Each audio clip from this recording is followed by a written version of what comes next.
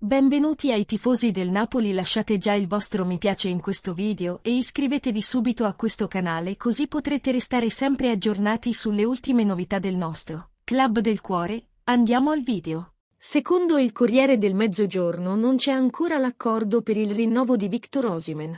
Del rinnovo di Victor Osimhen al Napoli si parla ormai da tempo. Secondo quanto si legge nell'edizione odierna del Corriere del Mezzogiorno, l'accordo tra le due parti non è stato ancora raggiunto. Nonostante questo c'è molto ottimismo. Se da un lato c'è la tranquillità del club partenopeo, dall'altro c'è la necessità di fare i conti con le ambizioni e le aspettative di alcuni giocatori. Lascia già il tuo mi piace in questo video e iscriviti al canale in modo che YouTube possa avvisarti dei prossimi video. Grazie. Continua.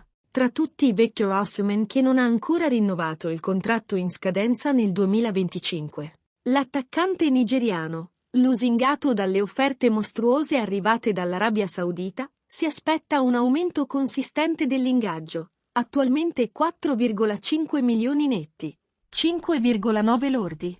A nulla sono valsi i numerosi incontri avvenuti tra De Laurentiis e il suo agente Roberto Calenda nei ritiri di Di Maro e Castel di Sangro. Il rinnovo da 15 milioni lordi con doppia clausola da attivare nel 2024 valida per l'estero e anche per l'Italia resta per ora solo nelle intenzioni e la tanto attesa firma alla Filmauro non è ancora avvenuta. In casa azzurra, però, c'è ottimismo. Secondo te tifoso? Il Napoli dovrebbe rinnovare con Osimhen? Oppure no? Voglio sapere la tua opinione nei commenti, perché è molto importante per il nostro club del cuore.